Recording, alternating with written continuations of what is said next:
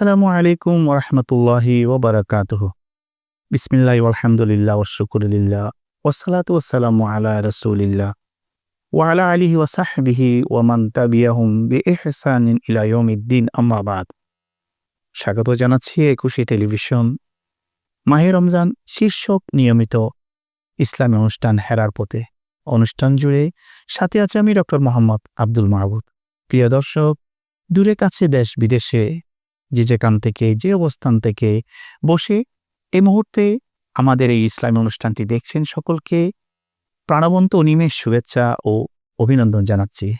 আশা করছি সবাই ভালো আছেন, সুস্থ আছেন। আল্লাহ তাআলা রমজান শরীফের ওয়াসিলায় সবাইকে ভালো রাখুন, সুস্থ রাখুন, এই প্রত্যাশা করছি।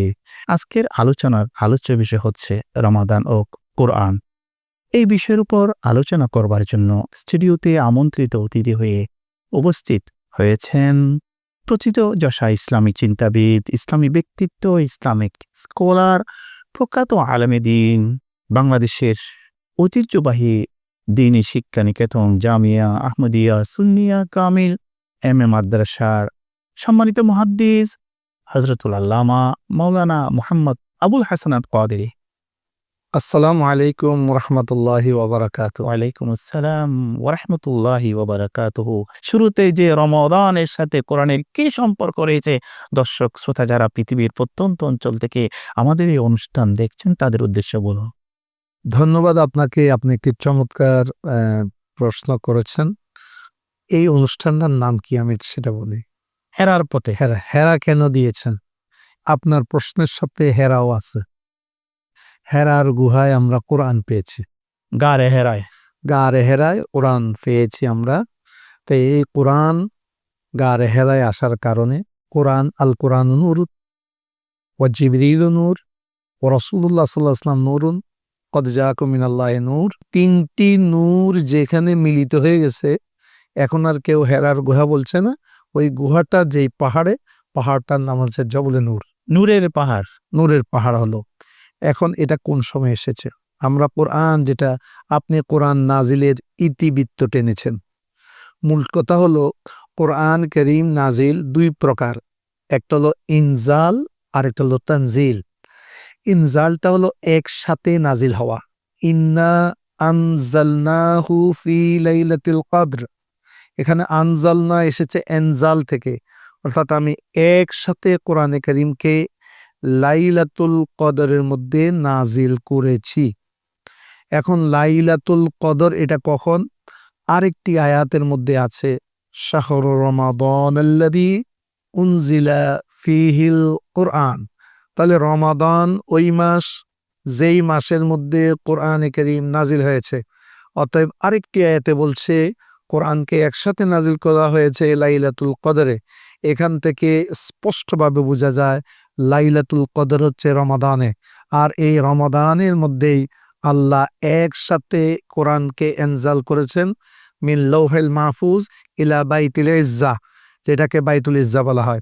এখন আপনি যদি আমাকে প্রশ্ন করেন বাইতুল ইজ্জাটা কোথায়, তাহলে হাদিস শরীফের বর্ণনা অনুসারে তাফসীরের কিতাবগুলোকে বিশ্লেষণ করে জানা যায় এটা হলো সামায়ের দুনিয়া, প্রথম আসমানে।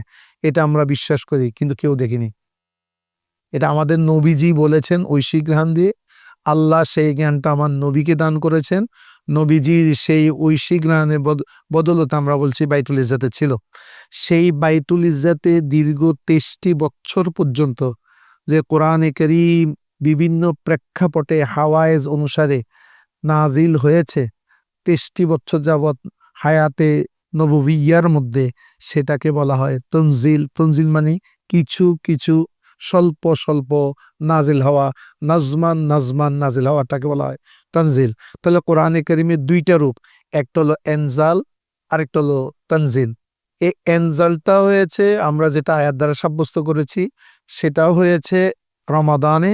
কিন্তু তনজিলটা কখন হয়েছে, যেটা আপনি বলছেন হযরতে ঈসা আলাইহিস সালামের উপরে ইনজিল, হযরতে মূসা কালিমুল্লাহর উপরে তাওরাত, এবং হযরতে দাউদ আলাইহিস সালামের জাবুর নাজিল হয়েছে। এই সবগুলো কিতাবই কিন্তু ওই তিনটা ছিল এনজাল। কোরআনে কারীমের শুধুমাত্র দুইটা পাওয়ার, একটা এনজাল তনজিল আছে, কিন্তু বাকি তিনটি হলো অর্থাৎ ইনজিল, জাবুর তাওরাত, এই তিনটি কিন্তু একসাথে নাজিল হয়েছে। ওগুলো হচ্ছে এনজাল। কিন্তু কোরআনে কারীম এনজালও আছে, তানজিলও আছে। সেই জন্য কোরআনের মহত্ব সবচাইতে বেশি। ওই সবগুলো 4টি কিতাব কিন্তু নাজিল হয়েছে আবার পবিত্র রমাদান শরীফের মধ্যে। এখন আসেন রমাদানের সাথে কোরআনের কি সম্পর্ক? মানে 4টি যে বড় কিতাব আছে, আসমানি কিতাব আছে, এই রমজানুল মুবারকে এই নাজিল রমজানুল মুবারকে নাজিল নাজিল হয়েছে। হয়েছে। তাহলে কোরআনে কারীমের এনজালটা হয়েছে রমাদানে, তনজিলটা হয়েছে রমাদানে। কেউ কেউ বলেছেন 17 রমাদান, কেউ কেউ বলেছেন 29 রমাদান, বিভিন্ন মতান্তর আছে। তবে রমাদানেই নাজিল হয়েছে। শাহরু রমাদান আল্লাজি উনজিলা ফিহিল কোরআন, শাহরু রমাদান, রমাদান ওই মাস যেই মাসের মধ্যে কোরআনে কারীম নাজিল হয়েছে। তো কোরআন নাজিল হওয়ার কারণে রমজান বরকতময় হয়ে গিয়েছে। এবং কোরআন শরীফের মধ্যে কোনো মাসের কোনো তারিফ নেই। আল্লাহ বলেছেন কোরআনে কারীমের মধ্যে, ইন্না ইদ্দাতা শুহুরি ইনদাল্লাহি ইসনা আশারা শাহরা, যে আল্লাহ রাব্বুল আলামিনের কাছে মাস গণনার মাস হচ্ছে 12টি। কিন্তু 12টি কোনটি কোনটি মাস? 11টা মাসের আলোচনা কিন্তু কোরআনে কারীমে নাই, শুধুমাত্র আসছে রমাদান মাস। তো রমাদানে কোরআন এসেছে, তাহলে কোরআনকে জায়গা দিয়েছেন রমাদান। এই দিক দিয়ে রমাদান বরকতময়। আরেক দিক দিয়ে আয়াতটার অর্থ যদি এভাবে করি, শাহরু রমাদানাল্লাযী উনজিলা ফীহিল কোরআন, রমাদান এমন মাস যেই মাসের মহত্ব কি, মর্যাদা কি, সেটা বর্ণনার জন্য স্বয়ং কোরআন এসেছে। তাহলে কোরআন সাপোর্ট করতেছে রমাদানকে, রমাদান সাপোর্ট করতেছে কোরআনকে। এক। আরেকটা হচ্ছে শাব্দিক অর্থে দেখেন আপনি, রমাদানের মধ্যে 5টা হরফ আছে, অনুরূপভাবে কোরআনের মধ্যে 5টা হরফ। রমাদানের শেষে আলিফ নুন, রমাদানের শেষে আলিফ নুন। কত চমৎকার মিল এই দুটার মধ্যে আছে, রমাদান আর কোরআন তাহলে কোরআন এবং রমাদান একটা আরেকটার সাথে উৎপ্রোতভাবে জড়িত, একটা আরেকটার থেকে অবিচ্ছেদ্য। অতএব আমরা কোরআনের পরিপূর্ণ ফজিলতটা যেটা পাই সেটা আমরা রমাদানুল মোবারকের মধ্যে পেয়ে থাকি।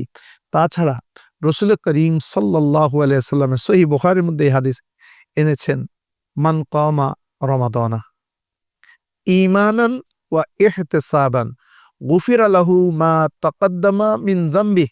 এটা একবার সহিহ হাদিস। এই হাদিসের ব্যাপারে কারো কোনো ইখতিলাফ নেই, এটা বিশুদ্ধ হাদিস। যে মান কমা, এখানে কমা দ্বারা উদ্দেশ্য হচ্ছে দাঁড়ানো নয়, এখানে হচ্ছে নামাজ পড়া। তো নামাজ পড়তে কি লাগে? তেলাওয়াতুল কোরআন। তো রমাদানে মান কমা রমাদানা, যেই ব্যক্তি রমাদানের মধ্যে দাঁড়াবে অর্থাৎ ইবাদতের মধ্যে মগ্ন হবে, সলাতুত তারাবি, সলাতুত তাহাজ্জুদ, কিয়ামুল লাইল যা বলেন, সেখানে তেলাওয়াতটা হবে কোরআনের। তো ওই কোরআনের তেলাওয়াতের মাধ্যমে রমাদানে যখন পড়বে, ওই যিনি পড়বেন তার 2টা জিনিস লাগবে। একটা হচ্ছে দৃঢ় বিশ্বাস নিতে হবে, দৃঢ় বিশ্বাস যে আল্লাহ রাব্বুল আলামিন আমার ইবাদতটাকে কবুল করছেন, আল্লাহ আমাকে সওয়াব দিবেন। ইহতিসাবান, সওয়াবের নিয়তে কোরআন এবং রমাদান এই দোনোটার উপর বিশ্বাসী হয়ে, আল্লাহ এবং রসুলকে বিশ্বাসী হয়ে সওয়াবের আশা নিয়ে যখন দাঁড়াবে, আল্লাহ তার জীবনের সমস্ত গুনাহ মাফ করে দিবে। এটা হলো মুহাদ্দিসিন যে ব্যাখ্যা করতেছেন এখানে সমগ্র গুনাহ মানে তার জীবনের সমস্ত সগীরা গুনাহ মাফ করে দিবে। কিন্তু ওই ইবাদতের সাথে সাথে যদি তওবা থাকে, তাহলে তার সগীরা কবিরা সব গুনাহ আল্লাহ মাফ করে দিবেন। প্রিয় দর্শক, এখন বিজ্ঞাপন বিরতি যাচ্ছি, সঙ্গে থাকুন।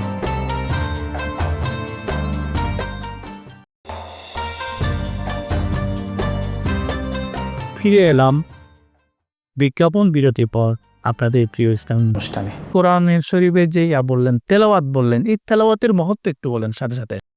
রাসূল করিম সাল্লাল্লাহু আলাইহি ওয়াসাল্লাম কানা আজওয়াদান নাস, কানা আজওয়াদান নাস ওয়া কানা আজওয়াদা হিনা ইয়ালকাউ জিবরিল ফি রমাদানা। রমজান শরীফের মধ্যে রাসূলুল্লাহ বেশি বেশি দান করতেন। যখন রমজানে আসতেন তখন ইউদারিসুল কোরআন, রাসূল করিম সাল্লাল্লাহু আলাইহি ওয়াসাল্লাম দরস করতেন বলেনি, দারাসা বলেন নেই, ইউদারিসু, ইয়াদরুসু নয়, ইউদারিসু মানে পরস্পর দোনোজন মুদারাসা করতেন। মানে রাসূলুল্লাহ পড়তেন, জিবরিল আমিন শুনতো, জিবরিল পড়তেন আর রাসূলুল্লাহ শুনতেন। এটাকে বলে মুদারাসা। ইউদারিসুল কোরআনা, রাসূল করিম সাল্লাল্লাহু আলাইহি ওয়াসাল্লাম জিবরিলের সাথে মুদারাসা করতেন। কি করতেন? কোরআনকে নিয়ে। তাই কোরআনটা রসুল্লাহ বলতেন, জিবরিল শুনতেন। হযরতে আয়েশা সিদ্দিকা রিওয়ায়াত করেন, যেই বছর রসুল করিম সাল্লাল্লাহু আলাইহি সাল্লাম ইন্তেকাল করবেন সেই বছর জিবরিল আমিন ওই কোরআনটা 2 বার করেছেন। এই মুদারাসা থেকেই আমরা যে বর্তমানে সলাতে তারাবির মধ্যে কোরআনে কারীম এক খতম করে থাকে পরিপূর্ণভাবে, সেটা সেই মুদারাসাতুল কোরআন। রসুল করিম সাল্লাল্লাহু আলাইহি ওয়াসাল্লাম জিবরিলকে শোনাতেন, জিবরিল রসুল্লাহকে শোনাতেন। এটা আমরা পেয়েছি। যেমন সলাতুত তারাবিতে আমরা হাফেজ থেকে শুনি, আবার দ্বিতীয় হাফেজ যাই, ওই প্রথম হাফেজকে শোনাচ্ছেন, দুজন হাফেজ শুনতেছেন, অর্থাৎ একজন ইমাম হচ্ছেন, তাই ইউদারিস যেটি সেটা হয়ে যায়। সেই কারণে ওই তারাবিতে এক খতম কোরআন করা এটা মুস্তাহাব, এটা মুস্তাহাব। অন্য যে কোনো সূরা দিয়ে সালাতে তারাবি পড়লে হয়ে যাবে, তবে এক খতম ওইটার মাধ্যমে হয়ে যায়। আমাদের মাযহাবের ইমাম আবু হানিফা রাহমাতুল্লাহ আলাই, উনি রমাদান শরীফে কোরআন শরীফের এত বেশি তেলাওয়াত করতেন যে উনি প্রত্যেক রমাদানে 61 কোরআন খতম করতেন। 61টা। রমজানের 30 রোজায় দিনের বেলা এক খতম, রাতের বেলা এক খতম। তাহলে এক খতম 30 দুগুণে 60। এটা থেকে আমরা যারা রোজাদার কি শিক্ষা নিতে পারি? আর এক খতম হচ্ছে যে এখানে ওনার সলাতে তারাবির মাধ্যমে। এখান থেকে আমরা এটা শিক্ষা নিতে পারি। আমার নবীজি বলেছেন যে তোমরা তেলাওয়াত, কোরআন শরীফের তেলাওয়াত করো। ফাইন্নাহু ইয়াতি ইয়াউমাল কিয়ামাহ শাফিআন লিআসহাবিহি। আমার নবীজি বলেছেন, তোমার রেখে যাওয়া সন্তান তোমার কাজে আসতেও পারে, নাও আসতে পারে। তোমার রেখে যাওয়া সম্পদ কাজে আসবে না, কিন্তু কোরআনে কারীম কিয়ামতের ময়দান ফাইন্নাহু ইয়াতি, ফিউচার টেন্স কোরআন ইয়াতি, কোরআন আসবে। কি হিসাবে আসবে? কোরআনকে আল্লাহ জবান দিবে, কোরআন নুরানি জবানে বলবে, একটা সূরতে হাইয়াত দান করবেন, সেটা দিয়ে আল্লাহর কাছে সুপারিশ করবে বান্দার জন্য। ফাইন্নাহু ইয়াতি ইয়াউমাল কিয়ামাহ শাফিআন, সুপারিশকারী হিসাবে। আসহাবি মানে যারা কোরআনে কারীম তেলাওয়াত করত, কোরআনের অর্থ নিয়ে চর্চা করত, কোরআন অনুযায়ী আমল করত, অর্থাৎ হামালাতুল কোরআন যারা, তাদের ব্যাপারে কোরআন সুপারিশ করবে। ওই সুপারিশটা আল্লাহর দরবারে গৃহীত হবে। ওই কোরআনের তেলাওয়াতের কারণে বান্দা জান্নাতি হয়ে যাবে। এবং কোরআনে কারীমের প্রত্যেকটি হরফের মধ্যে আল্লাহ 10টি নেকি দিয়েছেন কমপক্ষে। কিন্তু ওই কোরআনের তেলাওয়াতটা যদি অন্য মাসে না হয়ে রমাদানে হয়, তাহলে 70 নেকি এমনি পেয়ে যাবে। হাদিসে পাকে এভাবে আছে, অর্থাৎ একটি নফল ইবাদত করলে ফরজের সওয়াব, একটি ফরজ ইবাদত করলে 70টি ফরজ, আরো বেশি 70 গুণ। কিন্তু আল্লাহু ইউদাইফু মান ইয়াশা লিমান ইয়াশা, আল্লাহ যাকে চান তার চাইতে বেশি দেন। আল্লাহ কত দেয় সেটা আল্লাহর ভেতরে জানে। রমাদান শরীফের মধ্যে এইভাবে কোরআন কারীমের তেলাওয়াতের কথা বলছে। ইমাম মালিক রহমতুল্লাহ আলাই, উনি রমাদান শরীফের মধ্যে অন্য মুদারাসা না করে উনি কোরআন শরীফের তেলাওয়াত করতেন, বেশি বেশি কোরআন শরীফের তেলাওয়াত করতেন, কোরআনের শিক্ষার মধ্যে নিমগ্ন হয়ে যেতেন হযরত ইমাম মালিক মোবারক আমাদের সামনে এসেছে। দর্শক শ্রোতা যারা আমাদেরকে দেখছেন, তাদের উদ্দেশ্যে আপনি একটু বলুন যে এই পুরো মাস ব্যাপী যে কোরআন শরীফের তেলাওয়াতটা কিভাবে আমরা করব, কিভাবে আমরা করতে পারি, এই বিষয়ে একটু বিস্তারিত বলুন। ধন্যবাদ। আমরা কোরআনে কারীম প্রথমে বুঝলাম যে কোরআনে কারীম তেলাওয়াতের মধ্যে কি মহত্ব আছে, সেটা আমরা বুঝে গেলাম। আল্লাহর নবী বলেছেন, আমি এটা বলছি না যে আলিফ লাম মিম এটা একটা হরফ, বরং আলিফুন হরফুন ও লামুন হরফুন মিমুন হরফুন, প্রত্যেকটি হরফে 10টা নেকি আছে। আমরা যারা রমাদান শরীফের মধ্যে সাহারি গ্রহণ করি, তা আমরা যদি সাহারির একটু আগে উঠে যাই, তাহলে আমি ঘুম থেকে উঠে, যেটা রাসূল করিম সাল্লাল্লাহু আলাইহি ওয়াসাল্লামের স্বাভাবিক পর্যায়ে আদত ছিল, সেটা হলো তাহাজ্জুদ, সালাতুত তাহাজ্জুদ। আল্লাহর নবীজি কোনো সময় 8 রাকাত পড়েছেন, কোনো সময় 12 রাকাত পড়েছেন। তা রাসূল করিম সাল্লাল্লাহু আলাইহি ওয়াসাল্লামের সেই সুন্নতটা রমাদান শরীফের মধ্যে আমরা আদায় করতে কন্টিনিউ করা যায়, রমজানের সুযোগটা আছে আমাদের। আর যেহেতু আমরা সাহারি খেতে উঠি, হ্যাঁ, আমরা কিন্তু অ্যালার্মটা দিয়ে সাহারির বার না, আমরা একটু আগে দেব, যাতে আমি তাহাজ্জুদটা কমপ্লিট হয়। তাহাজ্জুদ হওয়ার পরে আমার সাহারিটা প্রস্তুতির প্রাক্কালে আমি একটু কোরআন শরীফ পড়ে নিতে পারি। সাহারি কমপ্লিট হলো, আমরা ফজরের নামাজ, এই ক্ষেত্রে খুব খেয়াল রাখতে হবে, আমাদের ফজরের 2 রাকাত সুন্নত হবে আমাদের ঘরে। ফজরের 2 রাকাত হবে আমাদের ঘরে, ওই ফজরের 2 রাকাত পড়তেও তো আমার কোরআন শরীফের তেলাওয়াত লাগবে। তো ঘরে কেন পড়ব?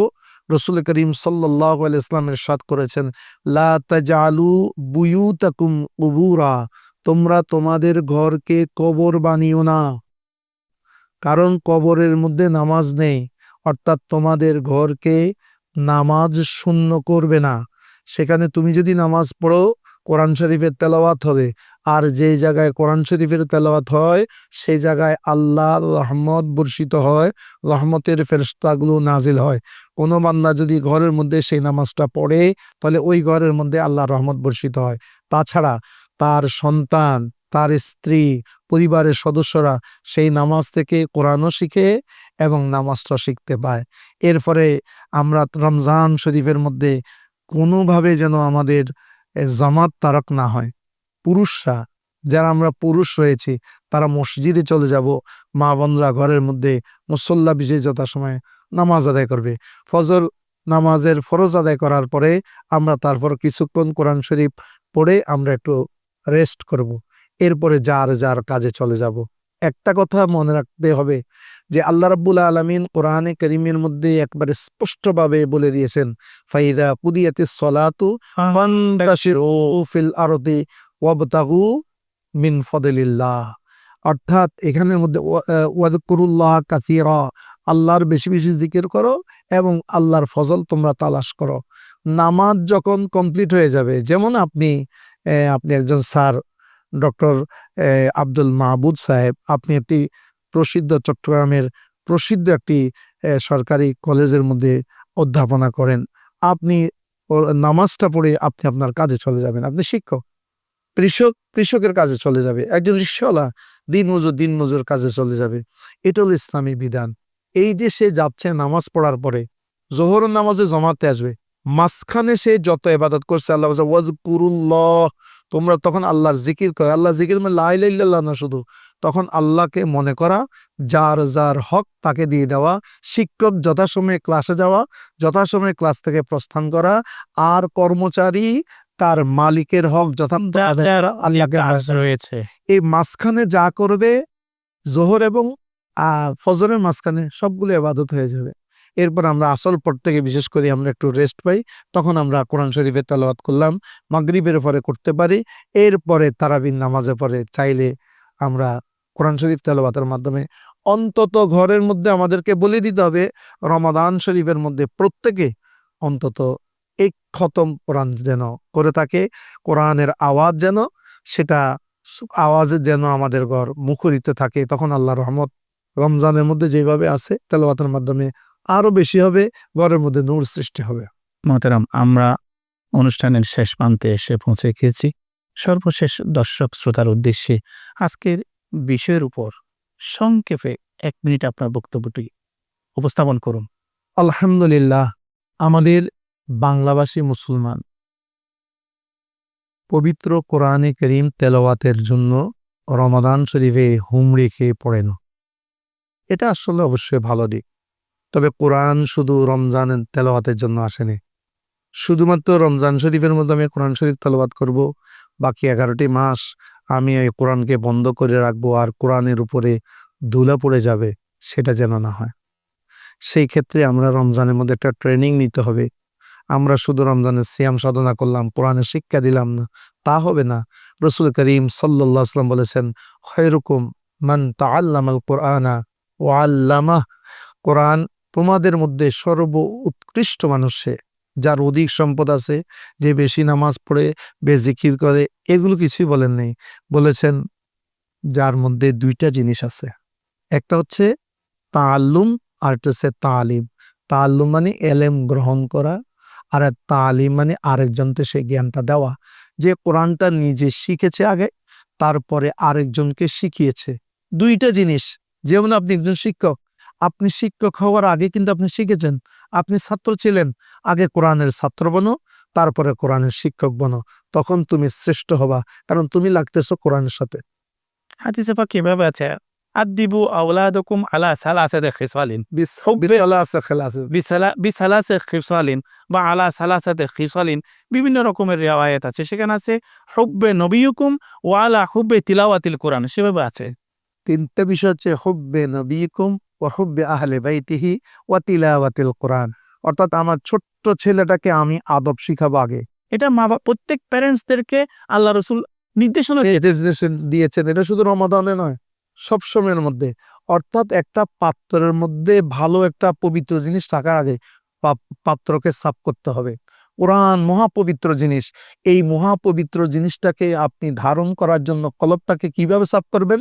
সর্বপ্রথম নবীকে চেনা। আমাদের নবীর মর্যাদা কি, নবী কিভাবে এসেছেন, এটা বাচ্চাকে শেখাও। তারপরে নবীর বাচ্চাটার অন্তরের মধ্যে রসুল্লাহ সাল্লাল্লাহু আলাইহি ওয়াসাল্লাম প্রেমটা ঢুকিয়ে দাও। যখন রসুলুল্লাহর প্রেম আসবে, অটোমেটিক সে মা বাপের ভক্ত হয়ে যাবে, আল্লাহওয়ালা হয়ে যাবে। এরপরে রসুলুল্লাহ যারা আওলাদে পাক, তাদের মোহাব্বত তার অন্তরের মধ্যে ঢেলে দাও। এখন তার কলবটা সাফ। এখন এই মুখ্যম সমস্যা কোরআন শরীফ দেওয়ার জন্য ওই তেলাওয়াতে যেই কোরআনটা তাকে দেওয়া হবে, ওটাই তার জন্য নূর হয়ে যাবে। প্রিয় দর্শক, আমরা অনুষ্ঠানের একেবারে শেষ প্রান্তে চলে এসেছি। চমৎকার আলোচনা আমরা শুনেছি। আমরা এমন একটি গ্রন্থ পেয়েছি, মহাগ্রন্থ আল কোরআন, 4টি আসমানি গ্রন্থের মধ্যে সর্বশ্রেষ্ঠ আসমানি গ্রন্থ, যেটি রমজান মাসে নাজিল হয়েছে। প্রিয় দর্শক, এতক্ষণ পর্যন্ত যারা আমাদের সাথে ছিলেন, নিয়মিত ইসলামী অনুষ্ঠান হেরার পথের সাথে ছিলেন, সকলকে আবারও ধন্যবাদ জানাচ্ছি, প্রীতিপূর্ণ শুভেচ্ছা জানাচ্ছি, মোবারকবাদ জানাচ্ছি এবং মহান আল্লাহ রব্বুল আলামিনের নিকট কাই মনোভাবকে ফরিয়াদ করছি, প্রার্থনা করছি, আল্লাহ তাআলা সবাইকে ভালো রাখুন, সুস্থ রাখুন, নিরাপদে রাখুন, প্রশান্ত মন নিয়ে রাখুন, এই প্রত্যাশা করে বিদায় নিচ্ছি এবং আগামী পর্ব দেখার আমন্ত্রণ জানাচ্ছি। ততক্ষণ পর্যন্ত ভালো থাকুন, সুস্থ থাকুন। আসসালামু আলাইকুম ওয়া রাহমাতুল্লাহি ওয়া বারাকাতুহু।